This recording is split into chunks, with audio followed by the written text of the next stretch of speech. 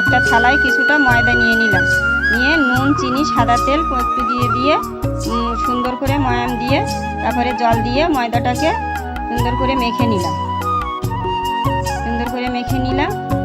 নিয়ে এবার প্রায় আমার এটা রেডি হয়ে গেছে। এবার কিছুক্ষণ আমি এটা থালা দিয়ে ঢেকে রাখবো।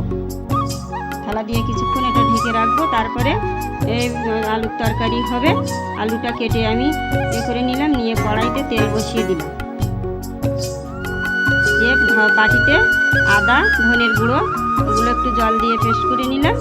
এদিকে আবার আলুগুলো কড়াইতে দিয়ে ভেজে ভেজে লাল করে তুলে নিচ্ছি। তুলে নেওয়ার পরে কড়াইতে এবার তুলে নিয়ে তেল দিয়ে দিলাম। তেল দিয়ে ফোড়ন, কাঁচা লঙ্কা আর গোটা গরম মশলা দিয়ে দিলাম। আজ বৃহস্পতিবার, তাই পেঁয়াজ রসুন দেবো না। এবার বাটিতে পেস্ট করা ছিল আদা ধনের গুঁড়ো, সেগুলোও দিয়ে দিলাম। দিয়ে নেড়ে ছেড়ে মশলাটা রেডি করে নিলাম। নিয়ে মশলা রেডি হয়ে গেছে।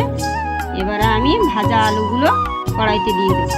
দিয়ে ভালো নুন দিয়ে দেবো পরিমাণ মতো, হলুদ লঙ্কার গুঁড়ো একটু দিয়ে আমি সুন্দর করে কষাই হয়ে গেছে। এবার জল দিয়ে দিলাম পরিমাণ মতো, জলটা দিয়ে দিলাম।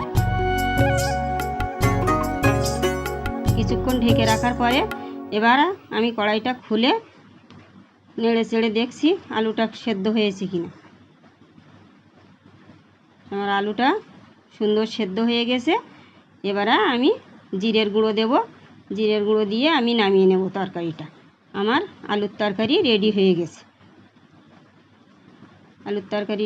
গেছে। এবার আমি এটাকে ঢেলে নেব একটা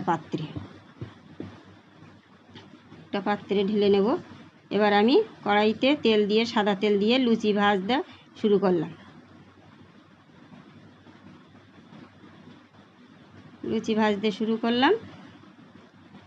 লুচি ভাজা হয়ে গেছে আমার। এখন একটা থালায় লুচি, আলুর তরকারি আর পায়েস রেডি হয়ে গেছে। বন্ধুরা, আপনারা সবাই চলে আসুন। আমার রাত্রের মেনু লুচি।